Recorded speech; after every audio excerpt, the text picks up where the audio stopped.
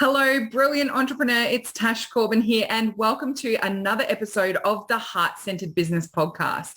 This is episode number 301, which means you can find all the relevant links and show notes for today's episode over at tashcorbin.com/301.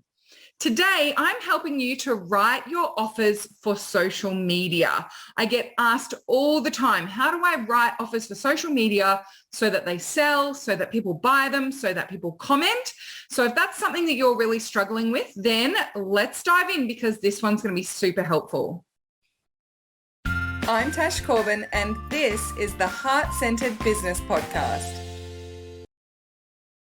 Now, one of the things that I know for sure is that when it comes to making sales, growing your business, attracting your audience, there's nothing more exciting than being able to write an offer and have people take it up. Like, there's no other feeling like I wrote this offer and someone has decided that they want it, particularly if it is a paid offer and all you did was did a post on social media and someone paid you money. I understand how exciting that is, how thrilling that is, and how powerful that can feel in really helping you feel confident that you have nailed your value proposition, you're on the right track because someone bought something from you. And so I have a lot of people asking me how they write these offers, how do they do it so that they're actually making sales, so that they're actually attracting in the right people. So I've got a few little tips and tricks for you today. But I do want to warn you that there is no one magic formula. There's no one special magical way to write an offer. There's no one way that will work with all audiences, with all products and services. It's really a process of refinement and crafting something that's meaningful and high connection with your audience. So just bear that in mind when we dive into today's episode.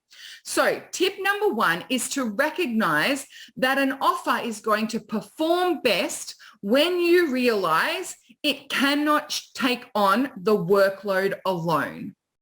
So it's very rare that someone is just scrolling through Instagram one day and they see this offer and they just buy it.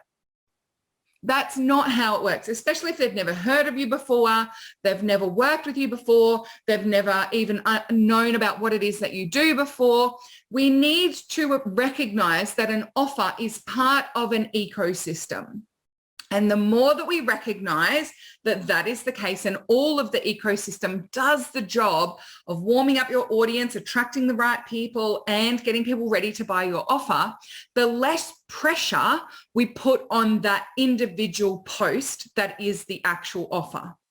So when I am writing offer posts, when I'm promoting the takeoff program, I'm not trying to explain everything in one post.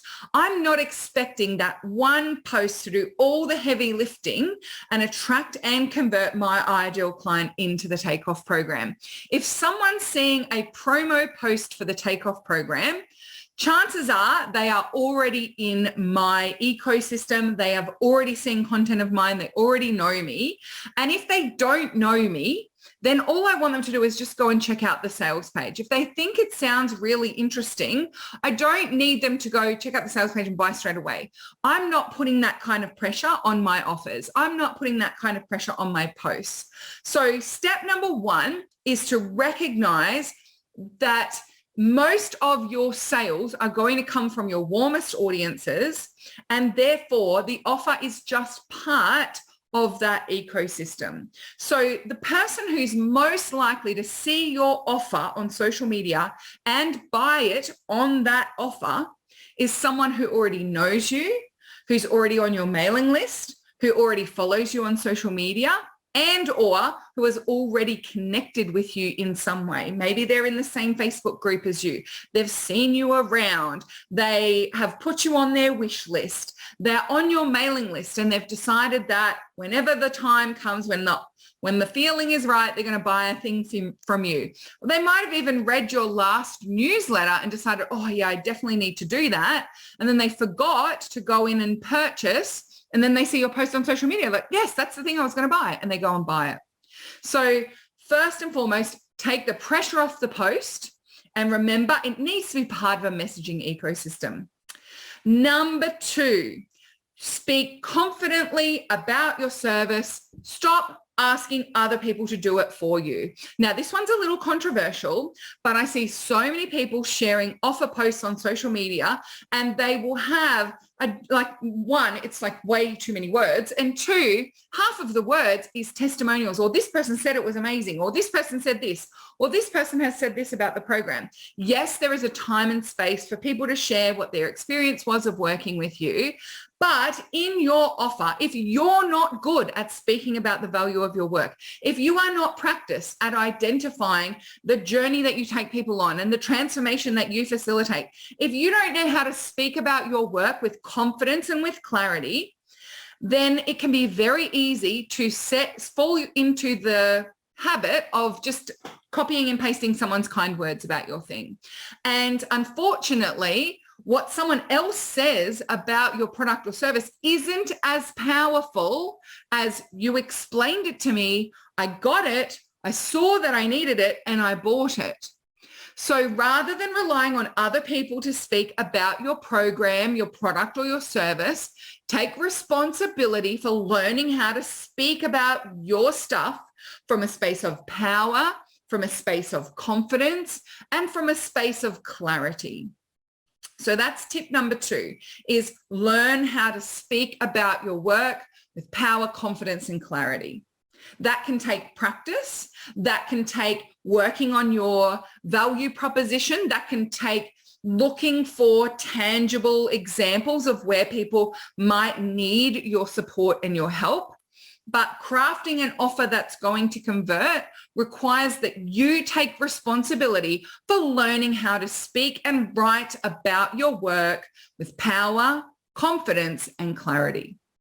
Which leads me into my 3rd tip, which is before you go to write any offer, craft a messaging document for that product or service. So if this is your VIP package, if this is a single session of working with you, if this is a 4-week intensive, if this is a course, a membership, whatever it might be, every single product, books, every single product in your business should have a messaging document.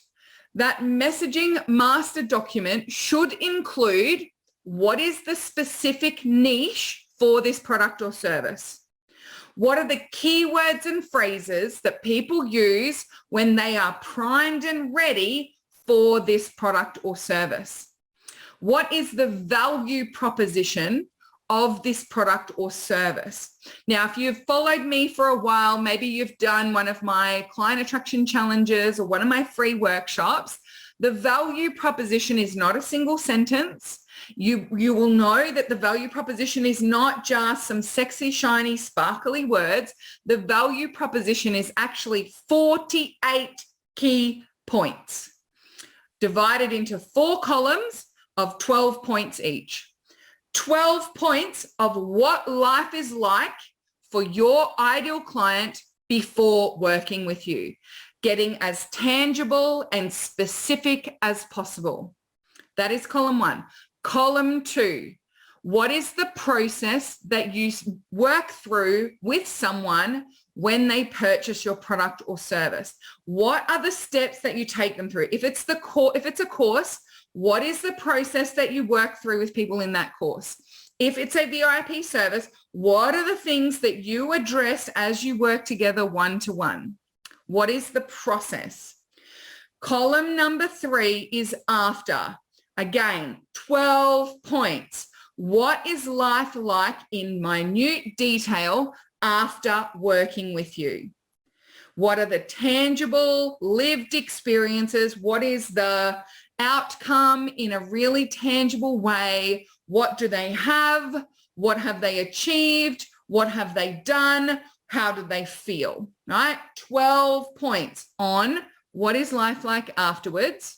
And then the 4th and final column is, why is that transformation important and an urgent priority for your ideal client right now?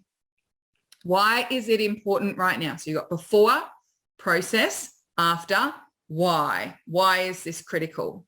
So when you've mapped out that value proposition, all of a sudden, when you go to write your offer, if you've got your niche, your keywords and phrases, and your value proposition right there smack bang in front of you, you won't get distracted and writing random stories on a tangent. You won't feel like you need to go and use testimonials from someone else. You will be able to write your offer from a space of deep clarity and understanding of who this is for, what is the before, process, and after, and why is this important for your ideal client. So that would be my third piece of advice, is to make sure that you create a messaging document for every product and service first, and then write your offer with that in front of you. If you're looking for more information about value proposition, I will link back to a previous podcast on value proposition, because it's something where I see people skim and they don't do the deep work that it takes to really nail that. That's where you're best working with a mentor. That's where you really need to have one-to-one conversations with people who might be in your target market. That's where you need to do quite a lot of market research. So if you're looking for some more advice on that value proposition, make sure you check out that other podcast as well. But it's critical work that when done well, it holds you in such good stead for so long. For so long, you will continuously refer back to that for content ideas, for blog posts, for email marketing, and for writing your offers. So number 3, make sure you have that messaging document done first. Don't write offers on the fly. And that leads me into my 4th tip, which is don't write your offer on the day that you want to post it. So if you are wanting to write an offer because you want to post it in the Heart-Centered Soul-Driven Entrepreneurs community on market day, don't write it on market day. Don't open the group and open a post and then have that blinking cursor just waiting for you to come up with some magical words, because at that point in time, you are not energetically aligned to abundance. You're not in the right headspace to be writing strategically. You'll be writing hungrily. You'll be writing from either, I really just need to get this done so I can get on with my day, or I really don't feel like writing this, or I don't know what this is about, but I'm just going to get an offer out because I know getting one out is better than not getting one out. So instead of doing that, when you write your messaging document for every product and service, write 5 or 6 different ways that you would promote this on social media and in your email marketing. So write the promos for them then, batch them up, create them in batches, so that when it comes to sharing those offers on social media, it is simply a matter of copy paste, or write them all up and then schedule them up onto your Facebook page or your Instagram in advance. So it's important for me to do this. I think this is a really powerful piece of advice that I use myself. I don't write offers straight onto social media. I get myself in the right space. I review my messaging document, give it a little update if I need to, and then I write the offers in batches, and I'll write quite a few of them all at once when I'm in that amazing zone. I also, to get myself in that space, I might listen to a hypnosis audio on creativity. I might do some stretches or move my body in advance. I have some anchors. So I have like a writing candle that I light every time I do writing. So there are ways that I get myself into the right space, right headspace, right body space, to be in the space of writing effectively. And so tip number 4 is don't write them under pressure, right? The worst time to write an email to promote a product in the midst of a launch is when the email needs to go out. That is the absolute worst time to write that email. Because when you're writing that email, you've got the wobbles of, oh, I haven't made any sales yet, or, oh, I've made too many sales, or the wobbles of, I wonder if people will want this. They probably won't want this. And instead, I want you to write that email, write that promo, write that offer well in advance, so that you're writing it when you're in the space of excitement, the space of anticipation. You're in that positive headspace about that offer. So that is tip number 4. And then tip number 5 for writing powerful offers for social media is to listen to your audience. Listen to what they say. Every time you write an offer, listen to the feedback that you get. If the feedback that you get is nothing, not crickets, right? One, is it really crickets or did you get a few likes? A lot of people say to me, oh, I did a post and I did an offer and I got crickets. And I was like, oh, okay, not even a single like. Oh, I got like 31 likes, but no one commented. Or even people say, oh, I got some comments from people saying it was nice. Let him buy it. I was like, that's not crickets. What are you talking about? Anyway, so that listening for that feedback, that is how you create offers that really convert. Listen to your audience when you have sales conversations. Listen to your audience when you promote offers. Listen to your audience when you write tips. Listen to your audience when you ask them questions about what's troubling them right now, or what they want help with, or what have they struck in terms of barriers to achieving their goals. Listen to what they're saying and stop talking at them and start having a conversation.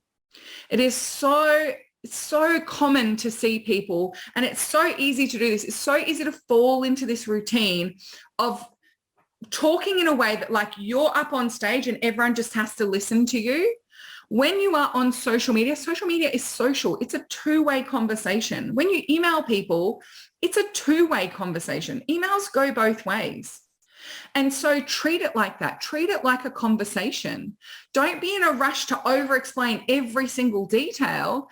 Give me enough information to decide whether I might be interested in this or not. And then let's have a conversation about it. Give me, the juicy parts of the value proposition, and then let's have a conversation about it. And if you're sharing tips and people are going, oh my gosh, this is so helpful. Oh, I wish you could just do this for me. Then really ask the question, is that what I do in my offer? Because if that's what you do in your offer, and that's what you've been trying to explain that you do, but your audience are constantly saying, oh, I just wish you did blah, blah, blah. And you're like, but I do that. Then that to me says you are not effectively communicating that in your offers, or you're not communicating your offers effectively, like more consistently enough. It's not just about effectiveness. It's also about consistency. So that is tip number 5. The fastest way to refine an offer is to share it and listen to the feedback. So listen to your audience. Every opportunity that you have to listen to your audience and listen to your ideal clients is an opportunity to craft offers that are going to zing, pop, resonate, and sell. So I hope that you have found this particularly helpful. I have one last tip for you for writing offers for social media, and that is everything comes back to your niche. So many people think that they have a really strong niche. My niche is busy mums of kids under 10. That's actually not a niche. My niche is kinesiology for money blocks. Also not a niche. My niche is entrepreneurs who want to go to the next level. Not a niche. So if you are listening to me say those things and go, oh, I thought that's what my niche was, or my niche is something around there, then I really want you to come and check out my niche training. It's called Nail Your Niche. It is totally free, and I'll make sure that the link to that free training is with the show notes of today's episode. Don't delay. Don't say, oh yeah, I'll get to niche, because if you're listening to this going, I want my offer to convert more effectively, then in most cases, your first port of call is to ensure that you've absolutely nailed that niche. So make sure that you go and check that out. The show notes today are at tashcorbin.com/301. Thank you so much for joining me for this episode of the Heart-Centered Business Podcast. Until next time, I cannot wait to see you shine. Bye for now. Would you like more tips, tools, and resources to help you grow your heart-centered business? Head to tashcorbin.com today.